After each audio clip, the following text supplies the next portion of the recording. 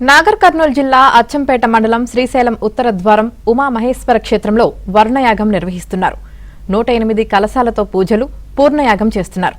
తెలంగాణలో విస్తారంగా వర్షాలు కురవాలని, ప్రాజెక్టులు జలకల సంతరించుకోవాలని, రైతులు సుభిక్షంగా ఉండాలని ప్రత్యేక పూజలు జరుపుతున్నారు.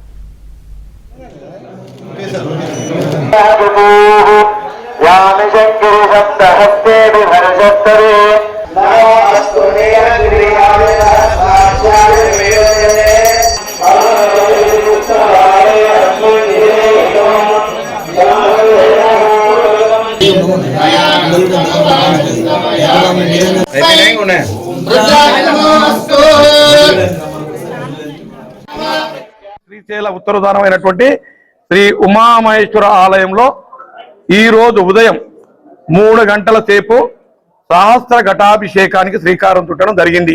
ఈ సహస్ర ఘటాభిషేక ముఖ్య ఉద్దేశం ఏమిటంటే, ఈ సంవత్సరం ఎలినినో ఈ ఎఫెక్ట్ వల్ల వర్షాలు తక్కువ పడతాయి అనేది వాతావరణ శాఖ హెచ్చరిక. దీనిలో భాగంగానే మొన్న ఈ యాదగిరి గుట్టలో జరిగినటువంటి వర్ణయాగం ఏ రకంగా ఉందో గౌరవ ముఖ్యమంత్రి గారు వారి సూచన మేరకు, వారి ఆశీర్వాదంతో ఇవాళ సహస్ర ఘటాభిషేకానికి మేము శ్రీకారం చుట్టాము. ముఖ్యంగా ఈ ప్రాంతంలో వర్షాలు బాగా పడాలి. ఒక నల్లమల్ల ప్రాంతమే కాదు, యావత్ తెలంగాణ రాష్ట్ర వ్యాప్తంగా విస్తారంగా వర్షాలు పడాలి, పాడి పంటలు పండాలి, రైతులు సుభిక్షంగా ఉండాలి.